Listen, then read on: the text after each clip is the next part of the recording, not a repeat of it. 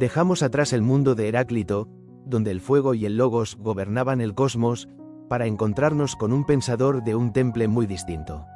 Xenófanes de Colofón fue un poeta errante que recorrió el mundo griego durante décadas recitando sus versos. Pero bajo esa apariencia de rapsoda ambulante se escondía uno de los críticos más implacables de la tradición religiosa. Los dioses de Homero y Hesíodo, dijo, son una proyección de los deseos y los defectos humanos. Los etíopes imaginan dioses negros y chatos. Los tracios los imaginan rubios y de ojos azules. Si los bueyes y los leones tuvieran manos, pintarían dioses con forma de buey y de león. Xenófanes no se limitó a demoler. Propuso una alternativa. Un dios único, no semejante a los mortales ni en cuerpo ni en pensamiento, que todo lo ve, todo lo piensa y todo lo gobierna sin esfuerzo. En esta lección exploraremos la crítica de Xenófanes a los dioses homéricos y el nacimiento de la teología racional.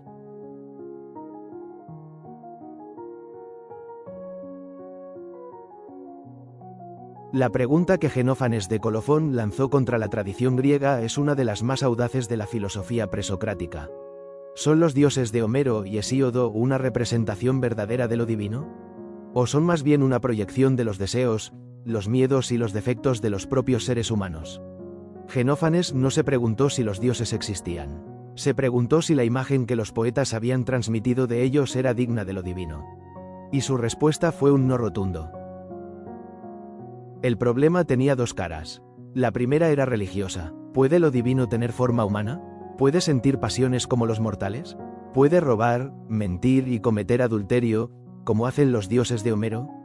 Xenófanes consideró que atribuir tales comportamientos a los dioses no solo era falso, sino impío. La segunda cara era epistemológica. ¿Pueden los seres humanos alcanzar un conocimiento cierto sobre lo divino? Xenófanes fue el primer pensador en formular una distinción que atravesaría siglos de filosofía. La diferencia entre la verdad cierta, que solo los dioses poseen, y la opinión verosímil, que es lo máximo a lo que los mortales pueden aspirar. Con esta doble crítica, Xenófanes no atacó la religión. Atacó su expresión poética. Homero y Hesíodo, dijo, han enseñado a los griegos todo lo que hay de vergonzoso entre los hombres. La poesía no revela lo divino. Lo oculta tras una máscara demasiado humana.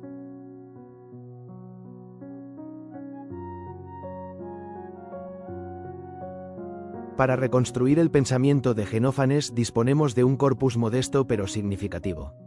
Conservamos alrededor de 40 fragmentos de sus poemas, que escribió en el mismo verso épico que Homero, pero con una intención completamente distinta. No cantaba las hazañas de los héroes ni las genealogías de los dioses, sino que criticaba precisamente esa tradición. Sus fragmentos, recogidos en la edición estándar de Diels y Krantz, incluyen críticas mordaces a los dioses homéricos, reflexiones sobre los límites del conocimiento humano y observaciones sobre la naturaleza. Junto a los fragmentos, nuestras fuentes incluyen una breve biografía de Diógenes Laercio en el libro 9 de sus Vidas de los filósofos, y algunas referencias dispersas en Aristóteles, que en la retórica cita a Xenófanes a propósito de la piedad. Es importante señalar que Xenófanes no escribió tratados filosóficos al modo de Aristóteles. Fue un poeta que recitaba sus versos en público. Su crítica a los dioses no era una especulación abstracta, sino un acto de intervención cultural. Utilizó el mismo medio que Homero, la poesía, para subvertir el mensaje de Homero.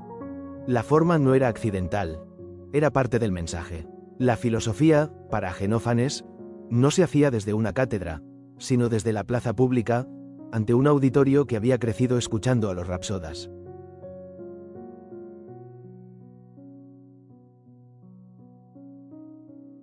Xenófanes nació en Colofón, una ciudad jonia cercana a Éfeso, hacia el año 570 a.C. Cuando los persas conquistaron Jonia en el 545, abandonó su ciudad natal y se convirtió en un poeta errante. Durante más de 60 años recorrió el mundo griego recitando sus versos, desde Sicilia hasta la Grecia continental. Finalmente se estableció en Elea, en el sur de Italia, donde la tradición lo considera el precursor de la escuela eleática de Parménides y Zenón. Su vida fue la de un rapsoda, un hombre que ganaba su sustento cantando, pero lo que cantaba no eran las hazañas de los héroes, sino sus propias reflexiones sobre los dioses, el conocimiento y la naturaleza. Para entender la crítica de Xenófanes hay que recordar el lugar que ocupaba Homero en la cultura griega. Los poemas homéricos no eran meras obras literarias, eran el fundamento de la educación. Los niños griegos aprendían a leer con la Ilíada y la Odisea. Los dioses de Homero, Zeus, Hera, Apolo, Afrodita, eran el imaginario religioso compartido. Atacar a Homero no era un gesto académico, era un ataque al núcleo mismo de la identidad cultural griega. Xenófanes lo hizo desde dentro, utilizando el mismo metro épico, la misma lengua, el mismo formato de recitación pública. No escribió un tratado contra Homero. Compuso poemas que competían con los de Homero en las plazas y las fiestas. Su crítica era un acto de intervención cultural de primer orden. ¿De dónde procedían las ideas de Xenófanes? La influencia más clara es la de la escuela milesia. Tales, Anaximandro y Anaxímenes habían mostrado que el cosmos podía explicarse sin recurrir a los dioses. Xenófanes aplicó esa misma lógica a la religión. Si el mundo tiene causas naturales, los dioses no pueden ser las fuerzas antropomórficas que describen los poetas. La segunda influencia es, paradójicamente, la del propio Homero, que es el blanco de sus críticas pero también el modelo de su poesía. La tercera es más controvertida. Algunos especialistas han detectado en el dios único de Xenófanes ecos del monoteísmo persa de Zoroastro. No hay pruebas concluyentes, pero la coincidencia cronológica y geográfica, Jonia estaba bajo dominio persa, hace plausible la hipótesis.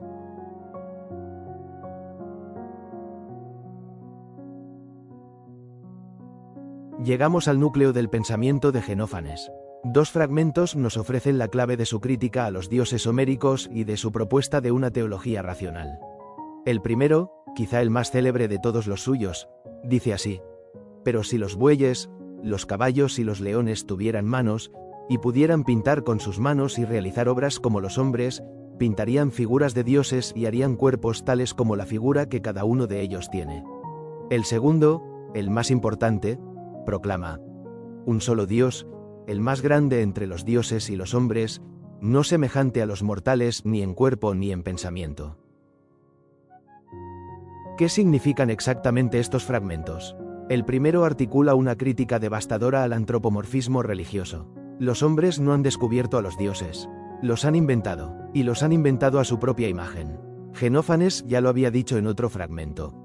Los mortales creen que los dioses han nacido, y que tienen su misma vestimenta, su misma voz y su misma figura. Los etíopes imaginan a sus dioses negros y de nariz chata. Los tracios los imaginan rubios y de ojos azules. Pero la crítica va más lejos. No es solo que cada pueblo proyecte su apariencia física sobre lo divino. Es que la proyección es un mecanismo universal. Si los animales pudieran pintar, pintarían dioses zoomórficos. Lo que llamamos lo divino no es más que un espejo donde cada especie y cada cultura contempla su propio rostro. Frente a esta multiplicidad de dioses antropomórficos, Xenófanes propuso algo radicalmente nuevo. Existe un solo Dios, el más grande entre los dioses y los hombres. Pero ese Dios no se parece en nada a los mortales. No tiene cuerpo humano, no tiene pasiones humanas, no nace, no muere, no se mueve de un lugar a otro.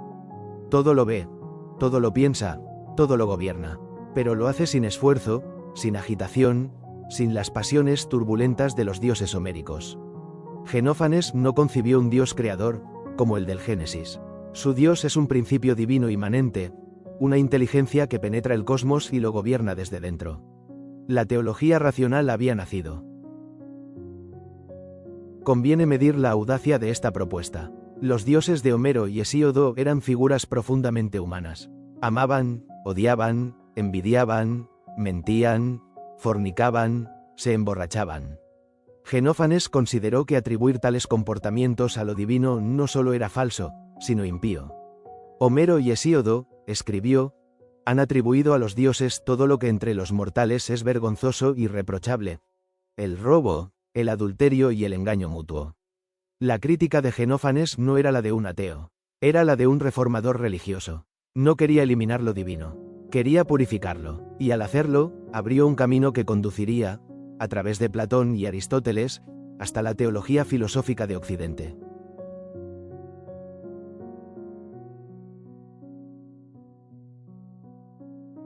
Xenófanes no se limitó a afirmar que los dioses homéricos son una proyección humana. Como todo crítico riguroso, ofreció razones para sostenerlo y para proponer una alternativa. Esos argumentos no eran meras burlas de poeta. Eran razonamientos que, tomados en conjunto, demolían los fundamentos de la religión tradicional griega. Examinemos los tres argumentos principales. El primer argumento apela a la diversidad de las representaciones religiosas. Los etíopes, observa Xenófanes, imaginan a sus dioses negros y de nariz chata. Los tracios los imaginan rubios y de ojos azules.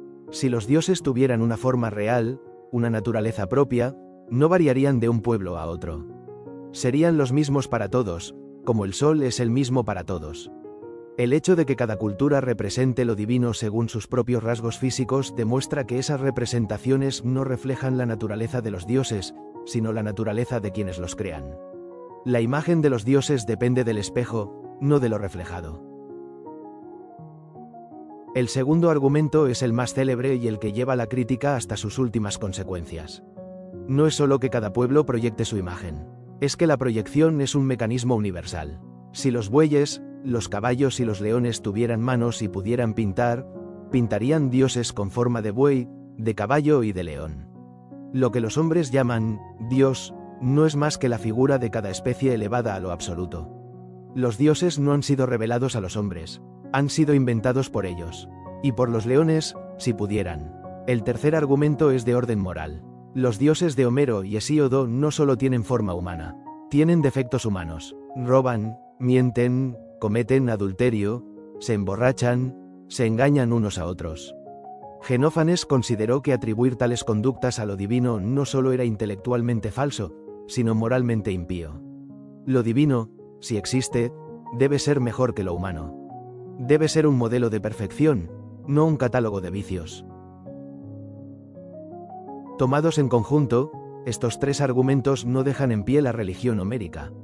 El primer argumento muestra que nuestras imágenes de los dioses son culturalmente relativas. El segundo muestra que son biológicamente proyectivas.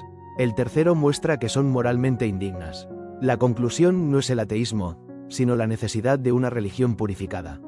Xenófanes no quiere eliminar lo divino, quiere liberarlo de la escoria humana, y al hacerlo, inaugura la teología filosófica, la investigación racional sobre lo divino, desligada de los mitos y los poemas.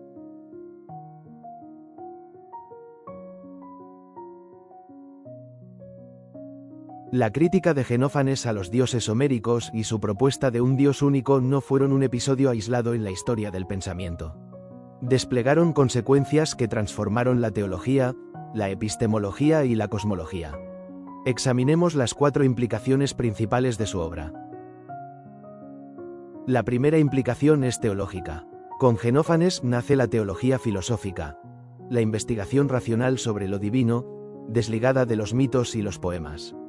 Xenófanes no es un ateo, es un reformador religioso. Su Dios único, no antropomórfico, inmóvil, que todo lo gobierna con el pensamiento, anticipa el motor inmóvil de Aristóteles y el Dios de los filósofos. La segunda implicación es epistemológica. Xenófanes fue el primer pensador en trazar una distinción que atravesaría siglos de filosofía. La diferencia entre la verdad cierta, que solo los dioses poseen, y la opinión verosímil, que es lo máximo a lo que los mortales pueden aspirar. No todo lo revelaron los dioses desde el principio a los mortales, escribió, sino que estos, buscando, encuentran con el tiempo lo mejor. El conocimiento humano no es una revelación, sino una conquista gradual, siempre provisional, siempre perfectible.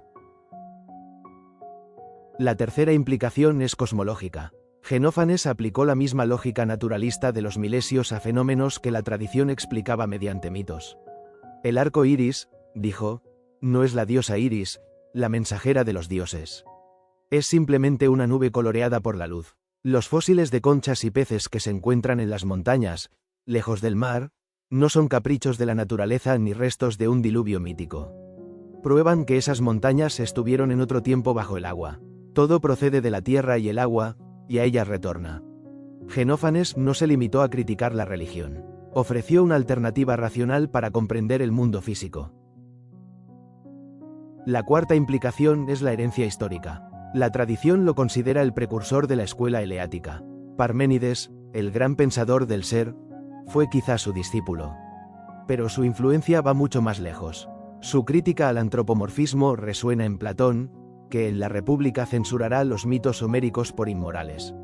Su teología racional anticipa el motor inmóvil de Aristóteles y el dios de los filósofos que siglos después discutirán los teólogos medievales. Y su epistemología de la conjetura, su insistencia en que el saber humano es siempre provisional y perfectible, inaugura una tradición que llega hasta Karl Popper y la filosofía de la ciencia del siglo XX. Xenófanes no fundó una escuela, pero sembró preguntas que aún nos interpelan.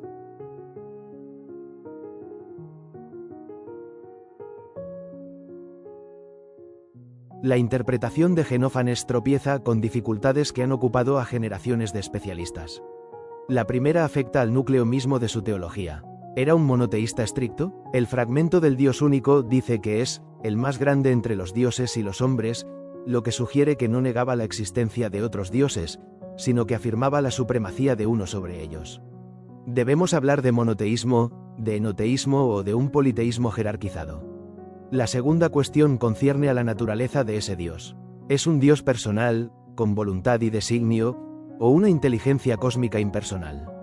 El texto dice que todo lo piensa y todo lo gobierna, pero no aclara si lo hace con propósito o por simple necesidad.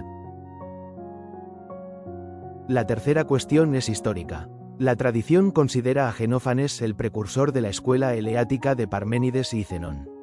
¿Pero hay pruebas de que Parménides fuera realmente su discípulo? Los testimonios antiguos son ambiguos y algunos especialistas lo ponen en duda. Finalmente, está la cuestión de su identidad disciplinar. Xenófanes no escribió tratados, sino poemas. Se ganó la vida como rapsoda. ¿Es un filósofo en sentido estricto, o un poeta con ideas filosóficas?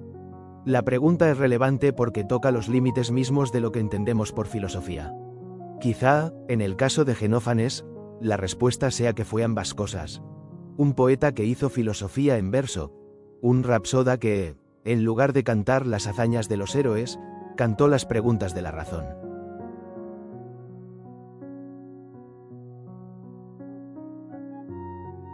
La valoración de Xenófanes ha oscilado notablemente entre los historiadores de la filosofía. Werner Jaeger, en su monumental Paideia, lo consagró como el primer teólogo filosófico de Occidente. Para Jaeger, Xenófanes no es un mero crítico de Homero, sino un reformador religioso que prepara el camino hacia la teología racional de Platón y Aristóteles. Su Dios único, no antropomórfico, es el primer esbozo de lo que siglos después será el motor inmóvil. En el extremo opuesto, Geoffrey Kirk adoptó una postura deliberadamente cauta. A su juicio, Xenófanes no fue un filósofo sistemático, sino un poeta satírico. Sus observaciones sobre los dioses no constituyen una teología articulada, sino críticas dispersas sin un sistema subyacente. Edward Hussey, en una posición intermedia, ha defendido que la importancia de Xenófanes no reside en su teología, sino en su papel como eslabón entre la cosmología milesia y la metafísica eleática. Xenófanes habría sentado las bases para el monismo de Parménides al afirmar la unidad de lo divino. Tres lecturas, tres Xenófanes, el teólogo reformador, el poeta satírico y el precursor de la metafísica.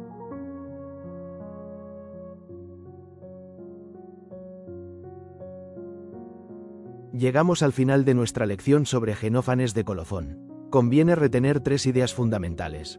La primera es su crítica al antropomorfismo. Los hombres han creado a los dioses a su imagen. Los etíopes los imaginan negros y chatos, los tracios rubios y de ojos azules. Si los bueyes, los caballos y los leones tuvieran manos, pintarían dioses con forma de buey, de caballo y de león. Lo que llamamos lo divino no es más que un espejo donde cada especie y cada cultura contempla su propio rostro. Con esta crítica, Xenófanes no atacó la religión, atacó la proyección. La segunda idea es su propuesta de un Dios único. Frente a la multiplicidad de dioses homéricos, antropomórficos, apasionados, moralmente defectuosos, Xenófanes propuso un Dios que no se parece a los mortales ni en cuerpo ni en pensamiento. Todo lo ve, todo lo piensa, todo lo gobierna, pero lo hace sin esfuerzo, sin agitación, sin moverse de un lugar a otro. No es un Dios creador, como el del Génesis. Es una inteligencia inmanente, un principio divino que penetra el cosmos y lo gobierna desde dentro. Con esta propuesta nace la teología racional, la investigación filosófica sobre lo divino, que a través de Platón y Aristóteles llegará hasta nuestros días.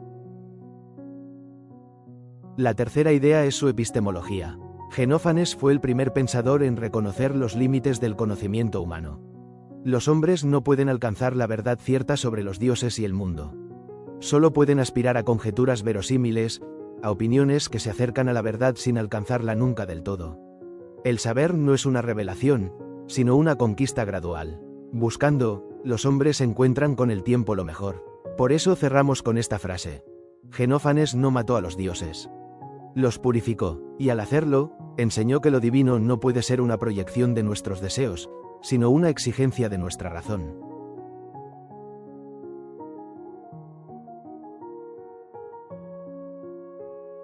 Para quien desee profundizar en Xenófanes, la edición canónica de los fragmentos sigue siendo la de Diels y Krantz, los célebres fragmentos de los presocráticos. En cuanto a los estudios, 3 obras ofrecen perspectivas muy distintas. Werner Jaeger, en su monumental Paideia, presenta a Xenófanes como el primer teólogo filosófico de Occidente, un reformador religioso que prepara el camino hacia Platón y Aristóteles. Geoffrey Kirk adopta una postura más cauta. Xenófanes sería ante todo un poeta satírico, no un filósofo sistemático. Y Edward Hussey defiende una posición intermedia. La importancia de Xenófanes reside en su papel como eslabón entre la cosmología milesia y la metafísica eleática.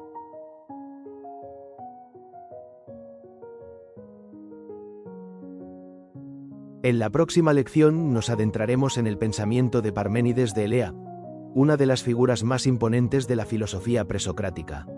Frente al devenir de Heráclito y la teología de Xenófanes, Parménides proclamará que el ser es y el no ser no es, inaugurando la metafísica occidental. Les esperamos allí. Gracias por su atención y hasta pronto.